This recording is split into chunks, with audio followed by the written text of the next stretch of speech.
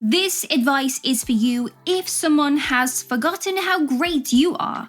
Maybe they've disrespected you, hurt you, taken you for granted, broken your boundaries, been super critical, and overall just made you feel less than what you deserve. Let's dive in, shall we? Like and subscribe.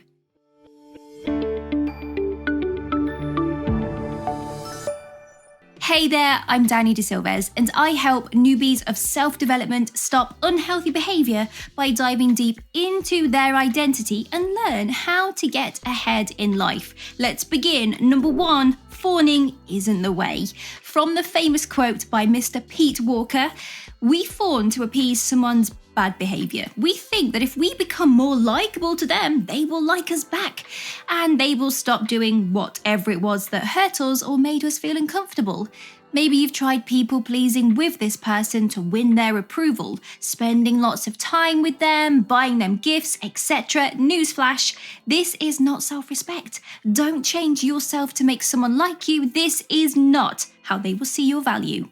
The power of removing yourself. Gently float away into the distance, focusing on your own thing. Don't float away gracefully and then sulk and become bitter. Instead, direct your attention and your time onto things that matter to you. Could be hobbies, could be other relationships, could even be therapy.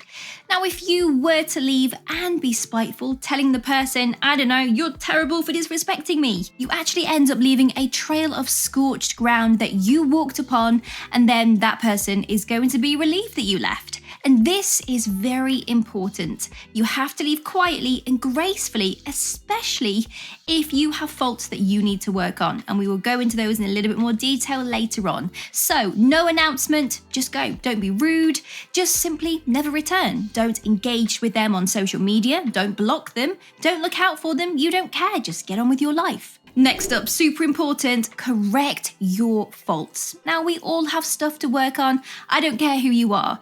Being stubborn is saying, I can't improve on myself right now. I didn't do anything wrong in that situation. Now, I get it. Maybe you didn't say and maybe you didn't do anything wrong, but maybe you learned a valuable lesson that you ignored maybe your gut feeling when you were talking with someone and you didn't pull away to protect yourself, and then things got a little bit, weird and toxic.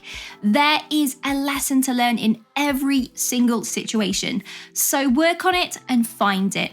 And let me be honest, this part sucks. It's uncomfortable, but this is just part of the human experience, and we cannot improve ourselves without being honest about our own behavior. Don't stoop lower. Have respect for yourself. Don't sulk. Don't cast flying monkeys. Don't be bitter. Don't ruminate. Don't obsess. Don't talk bad about this person either. Just simply let it be.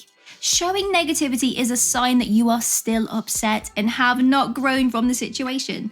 Now, acceptance of bad behavior isn't forgiveness. You can still find someone's behavior terrible, but accepting that this is just who they are in this moment and you don't care for it any longer, this is a sign of growth. Okay, so you've done all that. Now what happens? Well, in your departure from this relationship, you've worked on yourself, you've seen some faults, you've done the work, you are amazing. Now, the other person will see your new value and they will want to rekindle the relationship.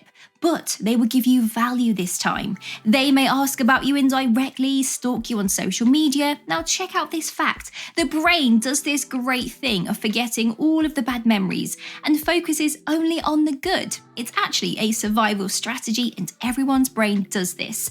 This is why we pine over bad relationships when we break up with someone that wasn't good for us. We end up focusing on all the good things instead of the whole account, goodness and the badness. So let's take the example that you did something wrong. Now, the other person's brain is going to actually forget about those negative qualities about you, so that when you do reappear after working on yourself or whatever it was, the relationship rekindles and they see you as someone amazing and they have value for you.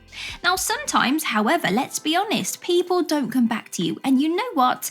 If you found enough of your own happiness in that time that you pulled away, you won't actually be fazed that someone doesn't come back to you. Let's dive in a little bit deeper. If this person is someone that's always going to be in your life, say a family friend or a work colleague, just grey rock them as much as you can to preserve your own peace. Now, grey rocking is another video, but it's simply a technique to reduce abuse and conflict by becoming uninteresting, basically boring, and emotionally unresponsive. Simply, nice weather today, isn't it?